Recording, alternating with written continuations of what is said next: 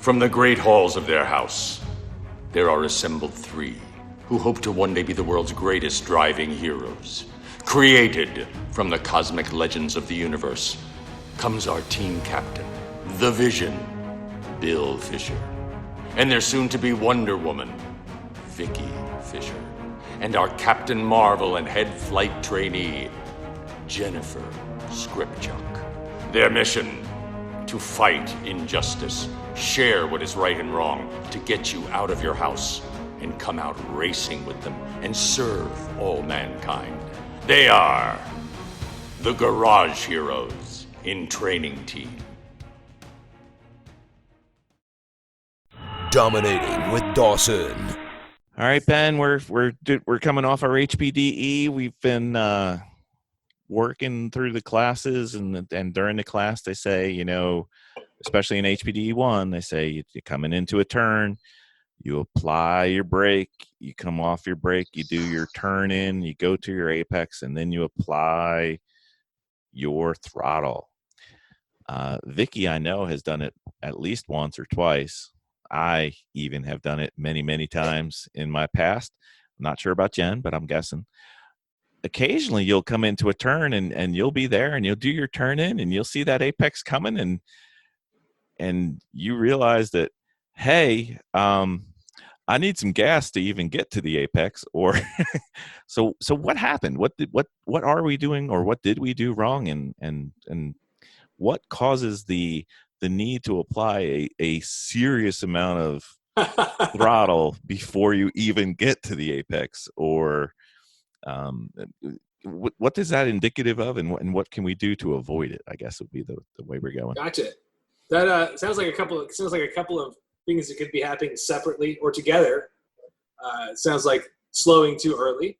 Yep. So that you're having to drive up to the corner to be at the right spot to make the apex. So you hit the brakes too early, got all your braking done too early, and realized, like, hey, I'm still too far away. I got to drive over to that thing. Or it sounds like you just slowed down way too much. Maybe you started at the right time, but you didn't release the brakes at the right time, and you slowed down so much that you pretty much parked it before the corner and then had to drive up. So those two things could be happening independently or together. And most of my instructing experience and my own driving experience usually are happening together, but they could be independent of each other.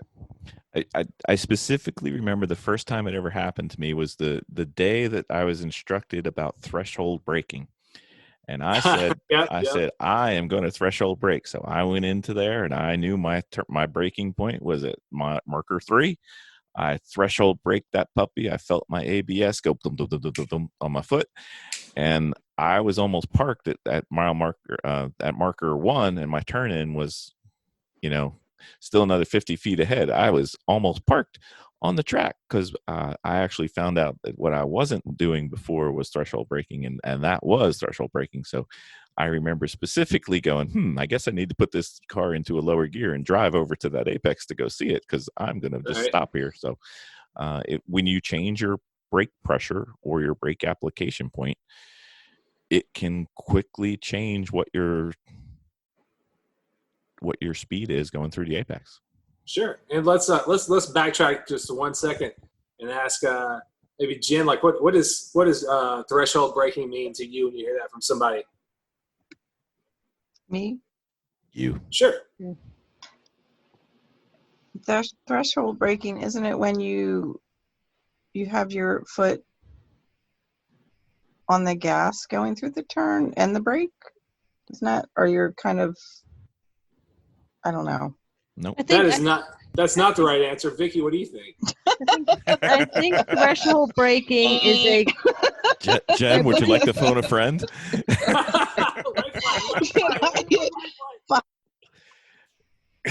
I believe threshold braking is when you slowly apply the brakes instead of just slamming on the brakes. You're doing what? Sorry, you say what you just said again, please. Is that when you slowly apply the brakes?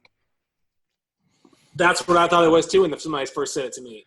Yeah. My instructor was, I think it was like I think I was in HPD too, and I had an instructor who was like a Specky 30 racer, and I was like, I'm going to learn something from this guy. And he goes, okay, you got to do threshold braking. And I'm like, okay, cool. Like where I get on the brakes and then I really slam into him. He's like, no, threshold braking is where you get on the threshold of all the braking you can do. You're at the threshold of the maximum braking capacity immediately. So threshold braking means jump on that pedal, get all the braking you can get. Whether if your car has ABS, you're in the ABS almost immediately, or if your car doesn't have ABS, you're right to the point of where your wheels would be locking up. So that's threshold. You're at the threshold immediately, not like you're sloping your way up to a threshold.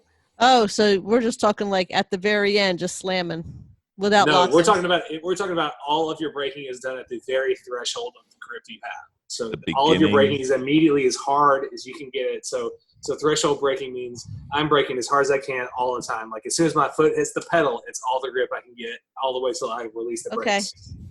So that the threshold braking means you're at the threshold, and I'm on the brakes at the threshold of how much brakes I can get before I'm really screwed up. And you don't want your tires to lock up. Well, you don't want your tires locking up because then you're into dynamic friction and then you're sliding. And we practiced that. You did. Did you get to do it? Yes. You did threshold this time? Because I know in Gingerman you had trouble. Yeah, we couldn't do it in Gingerman. It was a bad placement, I think, of the. Yeah, they got two. This was really good though. Oh, good. Yeah. So you guys clear on what threshold braking is now? Yes, sure. Braking at the threshold. Okay. I derailed the whole conversation just to make sure we all knew what threshold braking was. Go. Yep. Continue back to the topic. We're not done with Ben yet on this one. So Ben, let's pretend that we're approaching a turn. Perhaps it's the turn for the first time and we're learning a track. Maybe this is going to be fairly common. And you pick a appropriate brake pressure that you think is appropriate to that turn. And you pick an appropriate brake starting point for that turn. How do you approach learning a turn to get to the point where you're applying the proper brake timing, brake duration, and getting to the apex at the right speed, I guess is a better way to put it than what do you do when you realize, oh, I've got to go put some gas on to go get to the apex because I'm way too slow. Sure. Well, so here's some great news for everybody listening to this podcast, except people who drive very high horsepower cars. The brake numbers start well before we need them. Do you know what I mean? So almost everywhere you go, the numbers start 5, 4, 3, 2, 1. So if there's nobody, like my ideal approach is I'm going to be out in traffic at a new circuit that I've never been to. If it's a place that's new to me and I'm trying to learn how to drive it, hopefully I'm going to be in some traffic that I can gauge more finely or more closely gauge where I'm going to be doing my braking just around some cars that are similar to me or close enough where I can guess if this car can do that, then I can do this. Do you know what I mean? Does that make sense? Yep. If it's not a car that's exactly like me, at least I'm going to build a corollary. Like, oh, this is a spec Miata. I'm driving this. I ought to be X. Like, I've always got kind of a benchmark in my head. So I'm always like, all right, if the spec Miata can do this piece of junk or this excellent car I'm doing should be able to do more or less than this car. So I've kind of always got an idea of what a car should be able to do. So if I'm in traffic, I'm gauging what my car should be able to do, hopefully off of those folks, and I'm able to get up to speed even faster. But even if I'm all by myself, learning a new course, and for some reason I have the track all to myself, the numbers are going to start well before I need to start braking. So if I'm driving at the end of the straightaway and there's a 5, 4, 3, 2, 1, I don't know where to brake, I'm going to brake at the 4.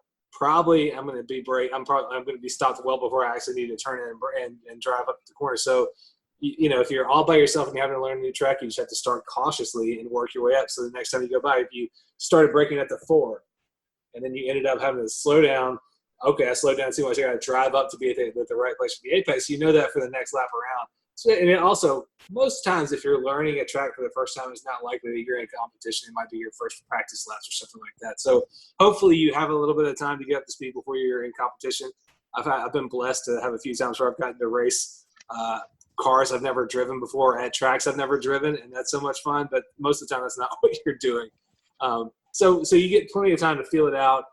If you're not sure where to brake, start at the beginning of the marked brake zone and sort of see where your car actually needs to brake. But likely you're going to be, spending a few laps, dialing in where you need to hit the brakes.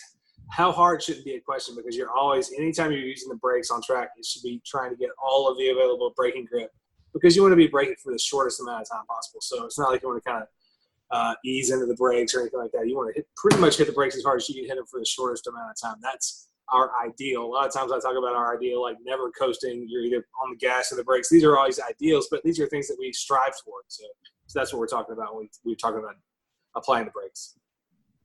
Okay, and then as you're seeing that turn coming, you adjust and shorten your braking distance. Right.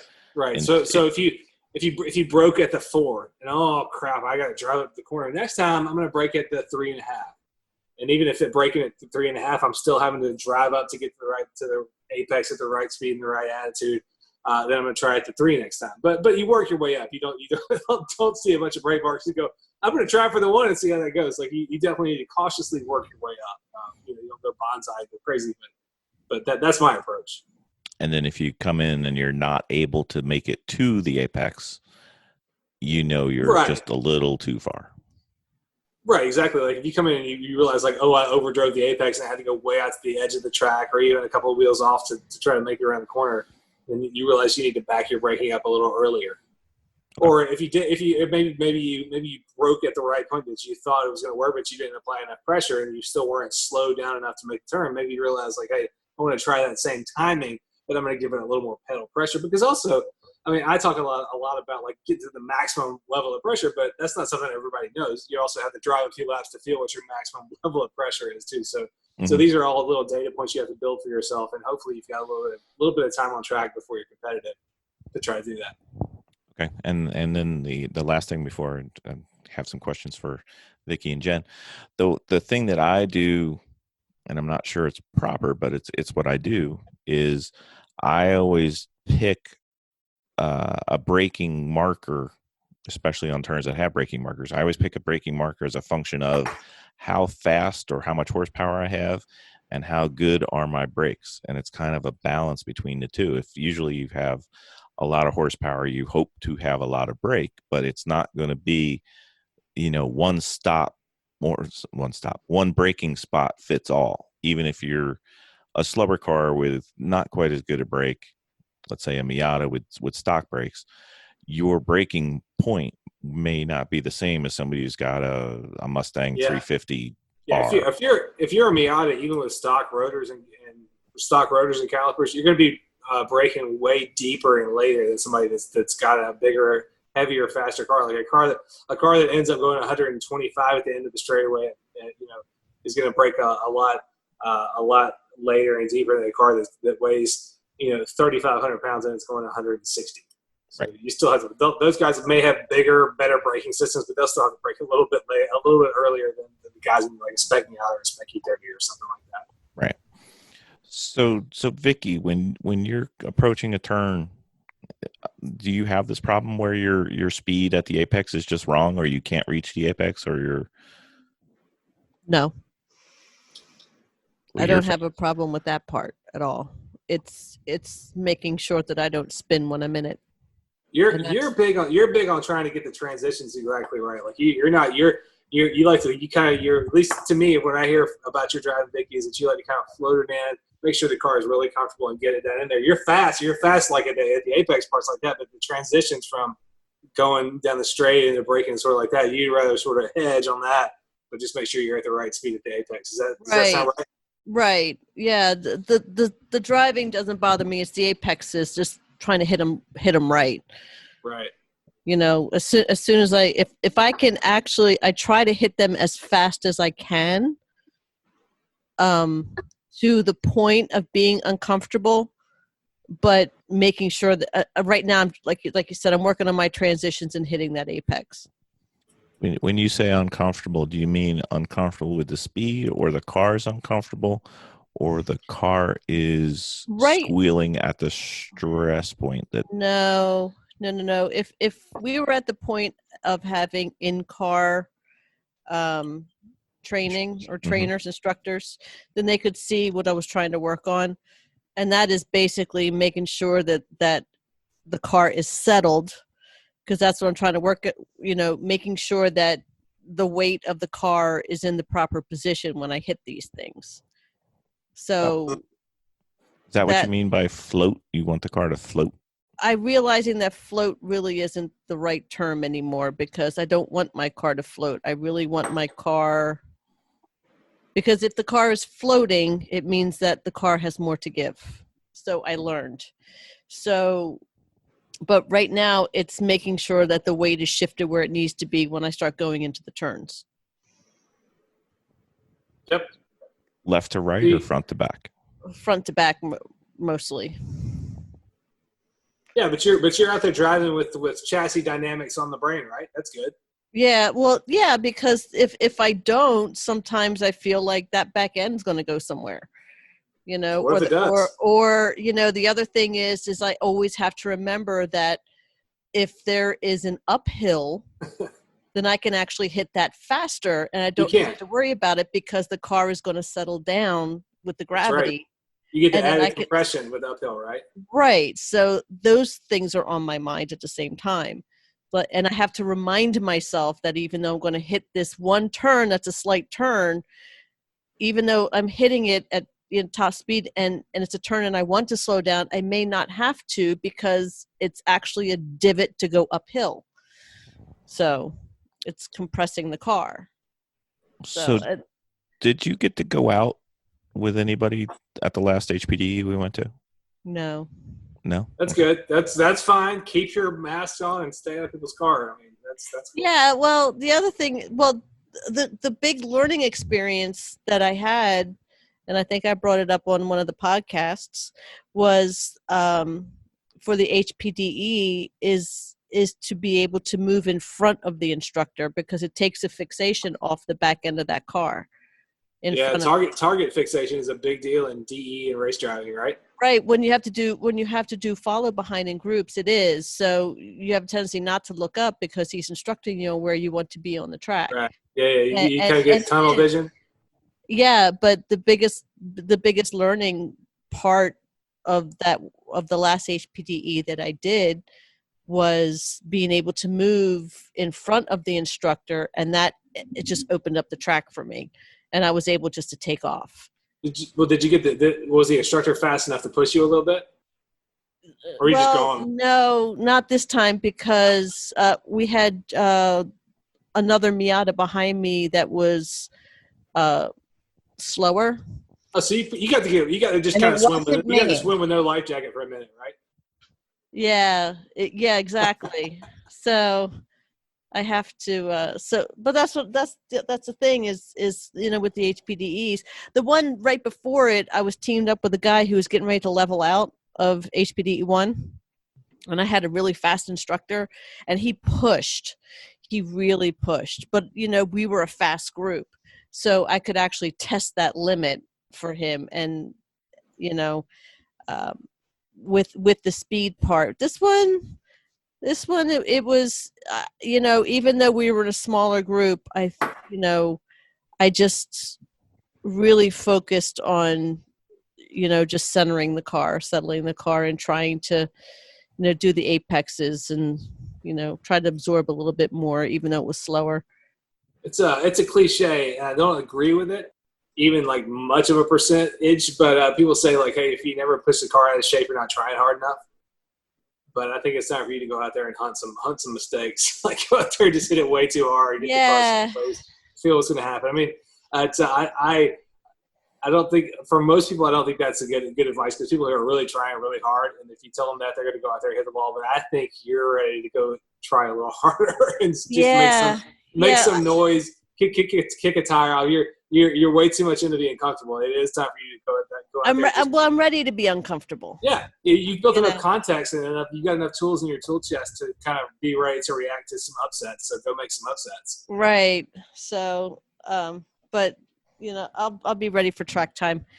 I'll be excited when we get ready to go out to Charlotte, because the nice thing about Charlotte is that it runs more closely to an HPDE for us. As long as we stay on our track line and be predictable, then we'll do fine as a group, as opposed to, say, instance, riding on lemons, where it's just a free-for-all going around the track.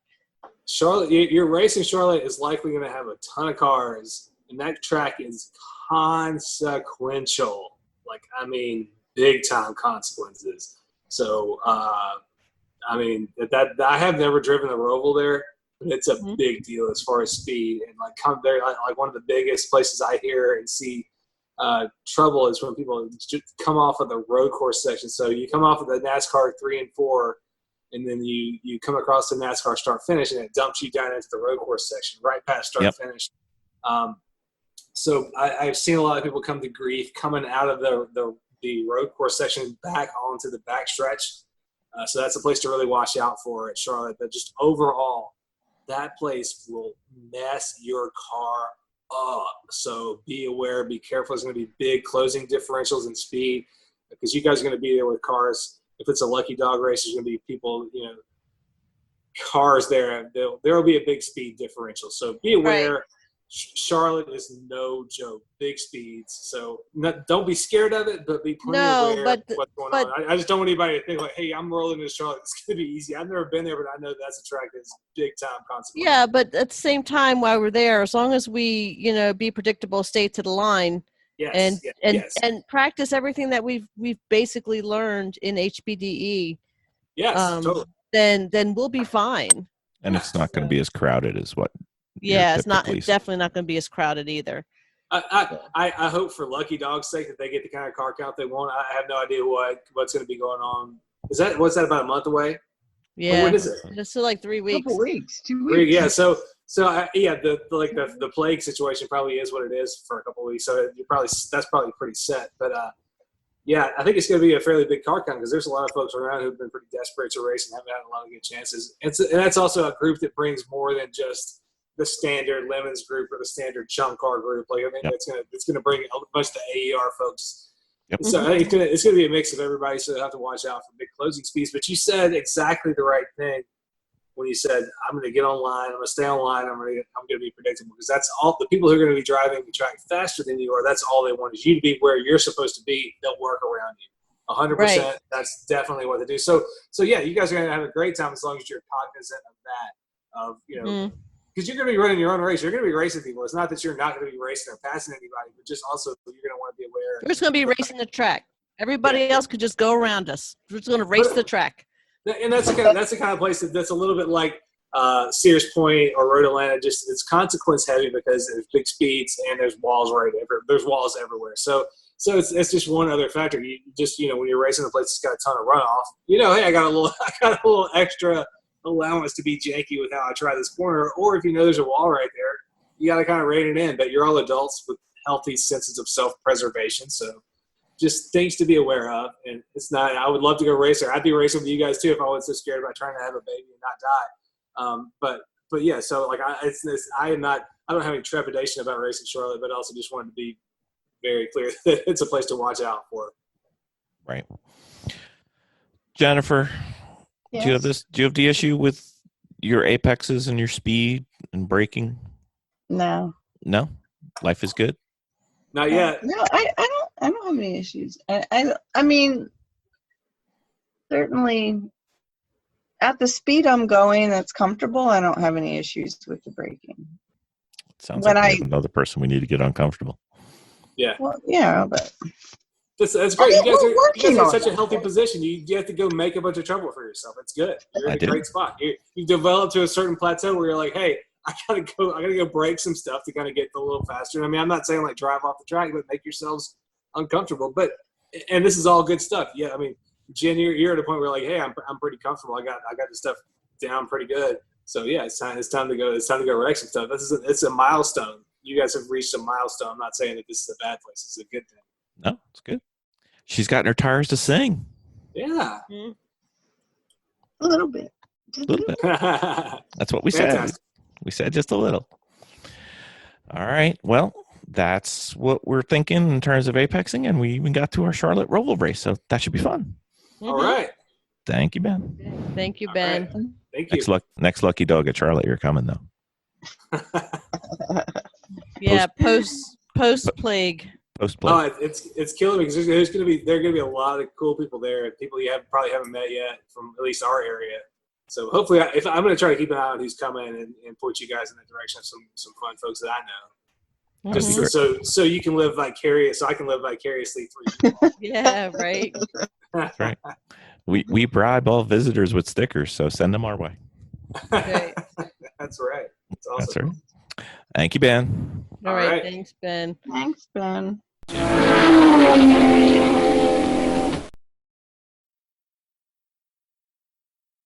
All right. I'm done. Vicky's I'm gonna out. fall asleep on me. I'm I very thought we lost you already 1 or 2 times. I was like, oh, somebody get the paddles on Vicky. weary. I'm weary. I was one step away from yelling clear for Vicky, but you know. Yeah. I just it's rough. I know. You know I how appreciate you bad guys it letting me is too late. was I outsourced the car. Because instead of going down there and working on the fuel pump or spark plug line, I'm like, listen, I got everything else around me falling apart. I'm sore. I'm tired. My back, it's all muscle, but I just don't have it. Just like the car's being outsourced, get it done, come back in, and we could decorate it and finish, prepping it for the race, and then that's it. There's nothing wrong. There's nothing wrong with outsourcing a car. There's no honor in being an extra strong gearhead. If I had the dough, I would outsource everything I ever do on the track. Oh my gosh. Don't worry about that. That's great. I'm just It's against our done. in training though. Yeah. That's all right. I'm not gonna tell anybody about it. Yeah. No worries. That's all right. We probably will before the day is over. Yeah. All right, Yeah. everybody. Thank you. Have a good All right. night. Good night. That was a lot of fun. Good to Hey, see Ben. y'all. Yeah. Ben, we need to do your interview one at some point too. Yeah. Yeah, Whenever that you would want be to. good.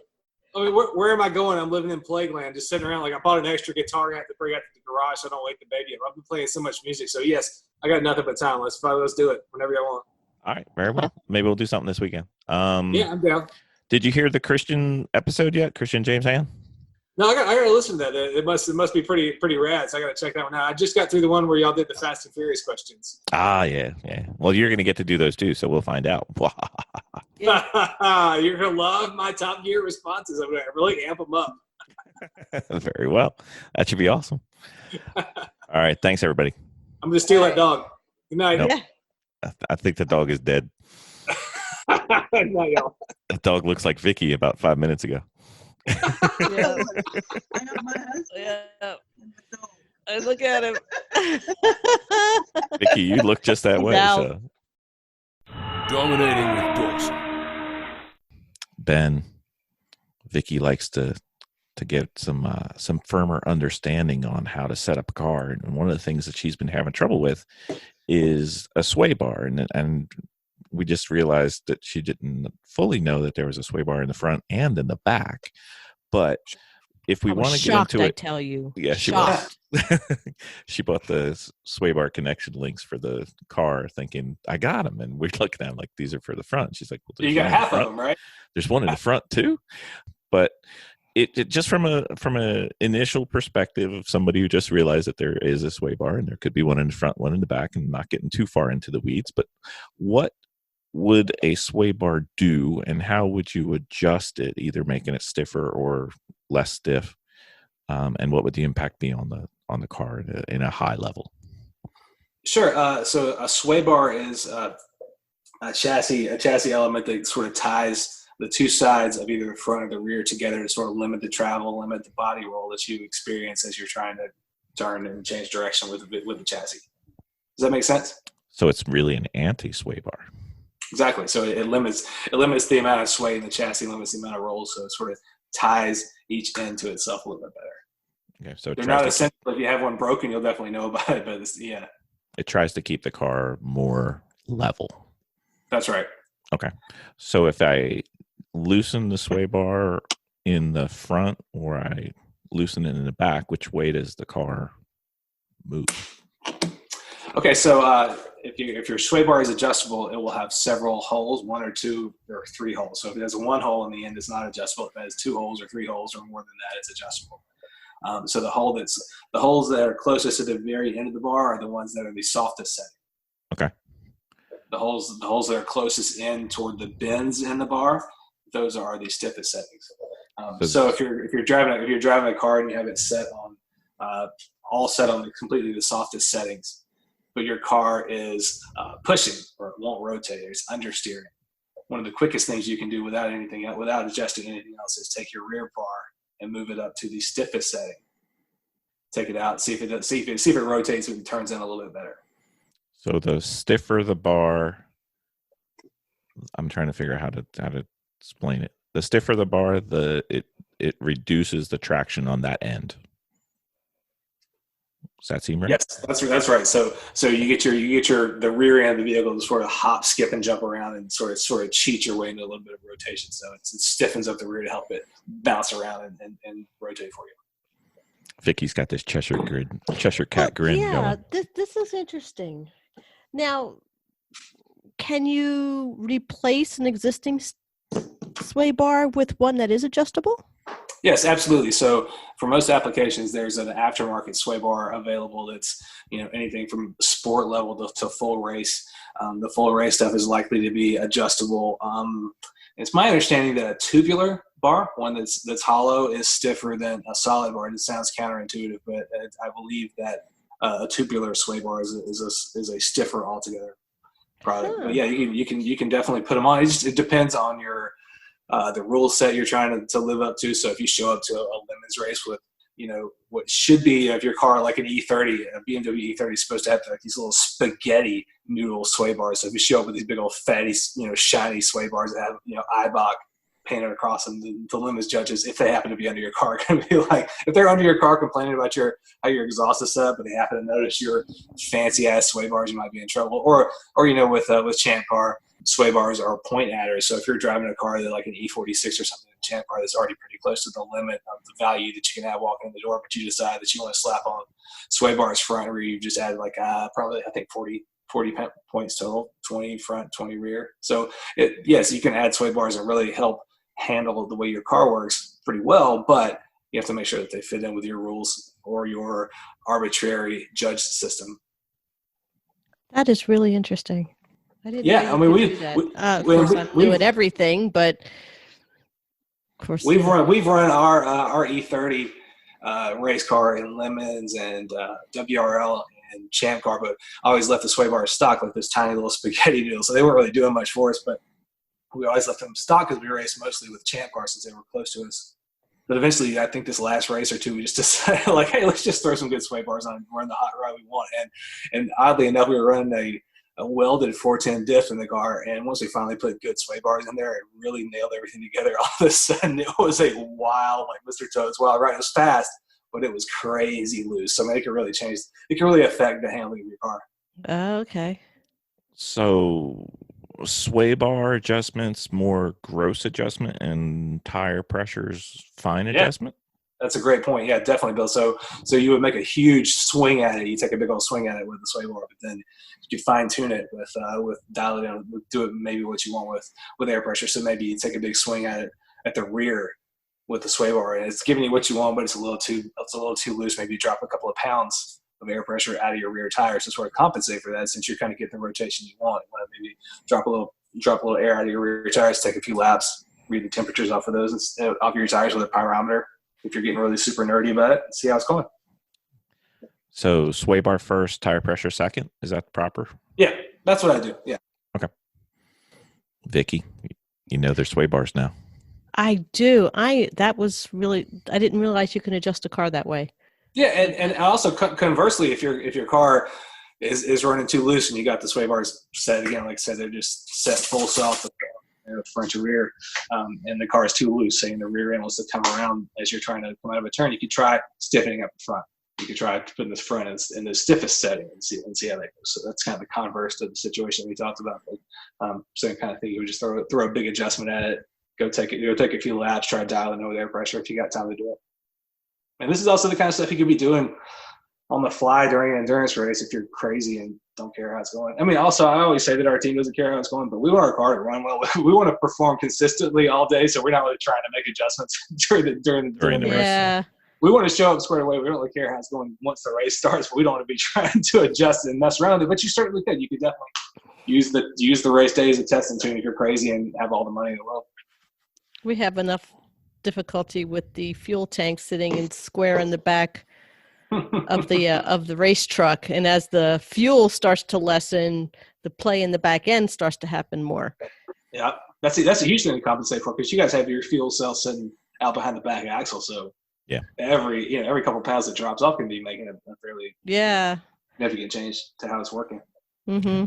We got those wagon wheel suspension back there, so it's interesting. We'll get there though. It makes it more fun as you get more used to the car. You get a little different car as you go. Yeah. That's really interesting. It kind of feels like almost like you're adjusting a toy, which I guess you are. You really are. You just keep tweaking until something clicks with how you want it to race. That's true. And what we're doing is probably the most insignificant thing anybody could be doing their time. So you just go around, make a change, see what you like, and just keep playing with it until it's fun. I mean, it's just like roller skating or race cars, whatever. Just have fun with it. So we're going to melt Vicky's mind and leave it at this. Just picture you're at your next HPDE.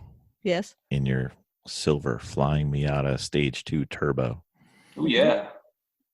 And now you can adjust your roll bar to determine whether you're loose on the in or the out or the middle of the turn, or tight on the loose on the middle or the end of the turn. And just mess with her brain starting to melt right now. Yeah. Well, the thing is trying to understand what that feels like for a person who's relatively new. You know that you have a squirrely wild car, then you probably need to stiffen it up.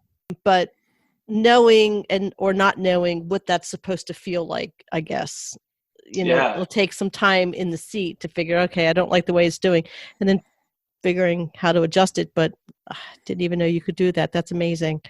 And as much as I never liked autocross, but just because I'm not good at it, but as much as I never liked it, that's a really good place to go get a feel for, loose and tight, what's too much, what's not enough, as far as trying to feel a car completely out of control with very low consequences, because you're going, a slow enough speed that you're probably not going to slide completely under that chain link fence that's 100 yards away. So think about whether your front wheels are starting to slip or your rear wheels are starting to slip, and where that's happening. Okay. Is it on entry, middle, or exit, or the whole thing? Okay. And then you make adjustments to fix it. Okay. Until you get I have to to where pay you want more it. attention to that. Well, first you got to know that exists, and then you can pay attention to it. Yeah. Well, right. You know what? They're doing new paving up at the airfield, which might be a very cool thing to start throwing some cones out there. We're going to have a new racetrack, Ben. You need to come up. Well, what's cool is there's an old racetrack, sort of autocross land speed racing area down here in Laurenburg, Maxton, North Carolina, and it was the surface was from the World War II era, and it was a glider research runway. So it's 1.9 miles of straight runway. They used to do land speed racing there. I set a few speed records with my Miata. We set a few with my dad's Sprite, but also they would do autocrosses down there using kind of the worst part of the runway, while the land speed racers always wanted to use the best. But lots of really chunky, slick surface out there. So that's a different kind of challenge. But you guys are going to have a bunch of nice, tacky, grippy, new concrete or asphalt. We have a bunch of slimy, crappy stuff down there. It's a whole lot of fun to run on. Yeah. But actually, that's not a bad idea, setting up your own autocross course. Sure. It really shouldn't be that bad to do. I mean, as long as the plane doesn't land on us, we'll be fine. Well, I'm just talking about, vacant area to go out and just throw a bunch of cones down. Absolutely. Yeah, we were using an inactive section of runway. Sorry, I should have said that.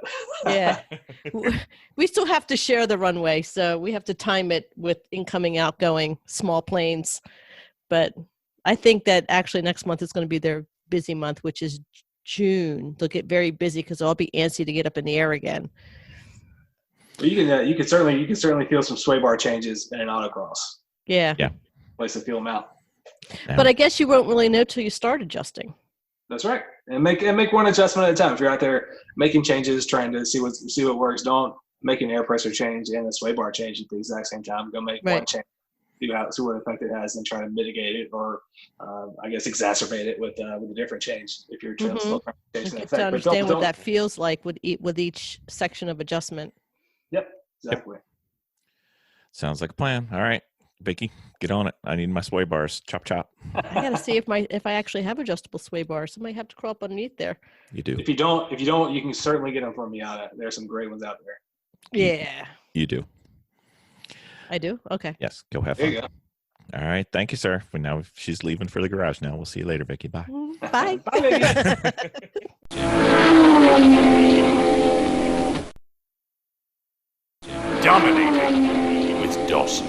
Mr. Dawson, we Hello. have a constant debate, especially on the internet. I know it's hard to imagine things being debated on the internet. Really? Really? I found this one spot, and there's this debate on whether the person is good because of talent, like natural born, or good because of skill, like something that can be learned. Where would you fall on that type of spectrum? And it doesn't have to be 100% to one side or 100% to the other side, as seemingly everything seems to be this time of the year. But what are you thinking? Where do you think it resides? Where is the truth in Ben Dawson language? I don't know where I personally fall on the spectrum as far as my own talent in driving. I've done a lot of training, so I've definitely have gotten faster and developed through plenty of HPDE kind of training and that sort of thing. But as far as my beliefs on the subject of, are there natural born people who don't need much and they're going to be great no matter what happens to them, I think that happens. But I also think that you can train yourself up from not being very coordinated or not having a lot of natural aptitude for a pursuit like racing and get to be a pretty close facsimile of a good operator. But I don't think you'll ever be as good as somebody who just has it in their bones. That's my opinion. I don't know if that's controversial or not, but you can be pretty close. What having it in your bones, it just means that you are like an adrenaline junkie, or that you are Maybe you skateboarded when you were a kid, or you BMX bike racing when you were a kid, or maybe you just seemed to your first time it seems to click for you. You know, it's almost like inherent, or is it something that can be learned? And I have a very strong opinion on this, but I'm trying to stay out of it. But go on. Where are you, Vicky? I think that it might have something to do with how you're brought up. If you're brought up and around cars, or Competition. What's that? Or just competition. Yeah. We're just really good at like stuff on wheels. You know? But I think definitely it could be taught. But it depends on how long it's going to take you to get there. Okay. No, but you know what? I think that there is a natural, now I think about it, there probably is natural talent, but I think it just has more to do with courage and a little bit of stupidity at the same time. Well, I hate to use this as a segue into talking to Jen, but Jen, courage, stupidity. Hello. Two words I don't think of when I talk to Jen. She's still laughing. We'll get her back in a minute. She'll come back in a while. That's right. She's not on mute this time. It's just laughing. I'm afraid to get out there and try it. I do. There's a little bit of anxiety, but like not in a bad way. Like not in a way that says, I'm not going to do that. Like it's a challenge. It's a challenge. But, I know there will come a day, and there will come a day, and I know it, that I will just be very comfortable and not have all of that anxiety going out there. But now it's just, yeah. You're way more. You know what it is that it's not natural. Let's put it that way. In the process of breaking street driving habits to race car habits. Yeah. I'm watching you on video right now, not broken yet. It's horrible. Yeah. No, it's exhilarating, it's thrilling, it's exciting, but there's still that caution. There's a lot of caution. I still have a lot of caution when I go out. Like there's always the what ifs, but it's not a bad thing. Like it's not something that makes me not want to do it. Like it's a challenge. Like and it's exciting at the same time. So yeah, I'm just really looking forward to that day where, it's just all pure excitement. Do you know what I mean? Mm-hmm. Oh, it'll get there. Yeah, and it will, and I know I will because it's there. It's just it's this overlying bit of anxiety there. So. All right. That's enough. The correct answer. I have no natural talent. That's the correct answer. That's where you're fishing for you. No, I'm here's where I believe it to be. There are people who have natural talent. There are definitely people who do. However, I don't think that the upper limit of nearly anyone's potential is limited by their natural talent until you get to such a high level where that could be the difference in tenths or less than tenths. But I think it's within anybody's capability to get to be a very good racing driver, at least at an amateur level, is nearly 100% of the people, if they're interested and willing to do what it takes to learn and to practice and to think about it. I think it's well within their capabilities to do it. And if you don't, I think you're using it as an excuse or a crutch not to put into work and say, well, he's just got natural talent, or she's got natural talent, she's just fast. And I don't believe that to be the case until you get to perhaps levels that I couldn't even dream about getting. I think that's where we are. And Ben's sitting there giving me the finger. Oh wait, that's the first finger. Oh, I'm not used to seeing that one. I think you were saying that you were saying the exact same thing that I'm saying. I do believe there are people who are going to be kind of aliens who exist on a different plane than most of us can dream of attaining. But I say almost everybody who's willing to put in some work can get to be a reasonable facsimile, like you're saying, within tenths, or with a very close within competition. Yeah, and so I agree with that. So it's not like, oh, I was born with the racing gene, so I can go do it and you can't. No, I think everybody can. If they like it and they want to, go have fun. I think also you guys also brought up some important factors, like environmental factors can influence any phase in your life, whether it's about racing or being a hacky sack champion. If I grew up hacky sacking and I inherited my dad's hacky sack, it's likely I might get into hacky sacking a little bit. But it's some of that can certainly play a factor in your life choices and directions your life takes. I mean, I studied Latin in college and high school because I was good at it, but I watched my dad work in manufacturing his whole career. I thought, if he can do it, and I'm pretty sure I can do whatever he's doing. So I just went and did it. Like I didn't really have any vocational inspiration other than I wanted to go make enough money to eventually race something. So like that was my. So I'm just saying, you can kind of just get out there and do any pursuit and be influenced in any direction by a lot of things. Natural talent notwithstanding, but training usually plays the biggest factor, I would think. Do you guys think that's true? I think so. Yeah. I mean, because it kind of takes away that having to think about doing it, because it's just comes natural to you because it's already in your life. You fall into it. Right, exactly. It's not really a decision that you have to quandary over. It's like when we started this, it was, do we want to do this? Or, you know what I mean? So because it was completely foreign from anything else we've ever done. So, yeah. I think one of the things I hope to instill in my children is the notion of find something like you have some natural skill for. Like find something you just like, whoa, I'm good at this. And then lean into that to something you really like. Because you could just be a lifetime of fun or amusement through doing that. I mean, I definitely have made it most of my adult life. It's been a pretty fun with a lot of racing. I figured out early on that it was something that I had a little bit of aptitude and a bunch of energy for, and so I went in that direction. And sure, I was pointed that direction by growing up all around cars and race cars and that sort of thing. But it could have just as easily been underwater basket weaving. There's my stepdad who passed had instilled something later on in his life.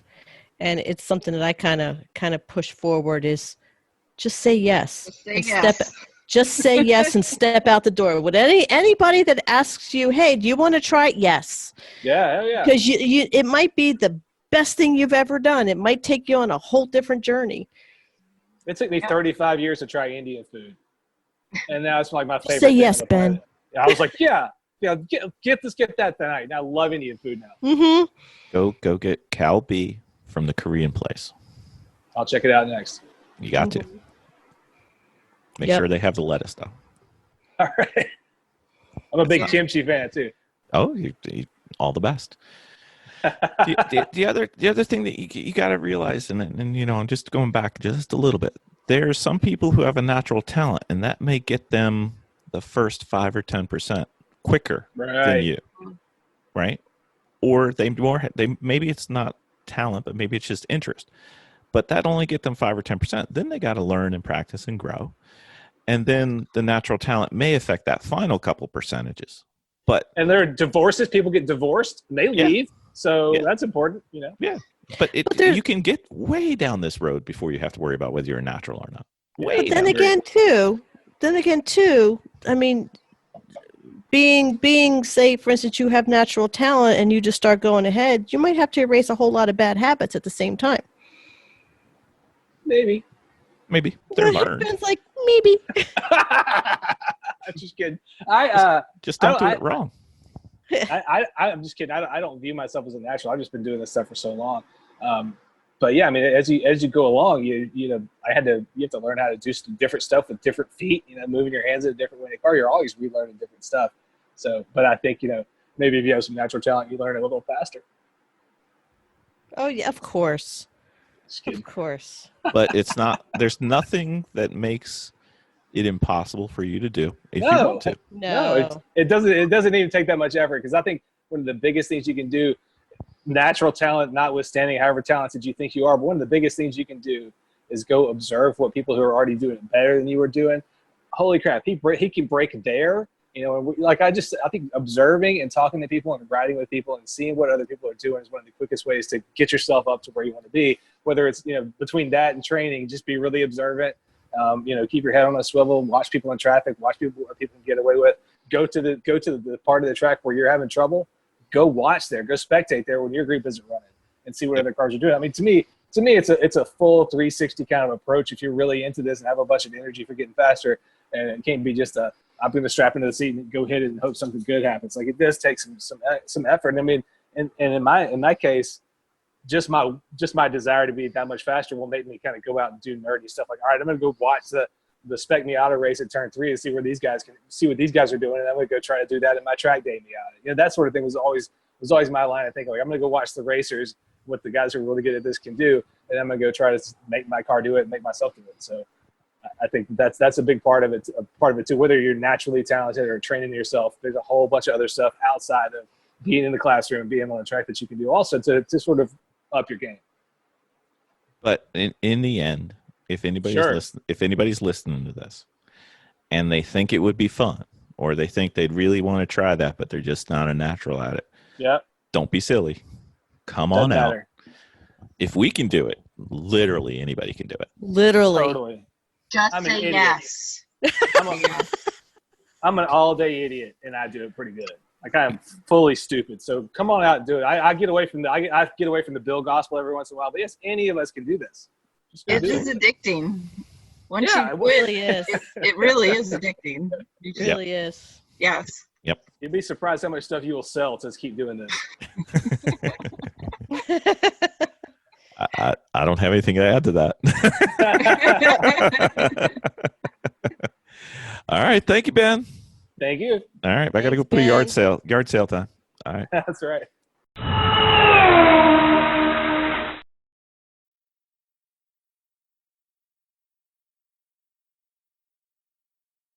All right, I Ben. think there's some sign language going on. No, that's Vicky doing her usual. I'm out of here, Oh, sorry. bitches. Peace out. Suck it, nerds. I'm out. You guys keep doing my podcast for me. Anyway. All right.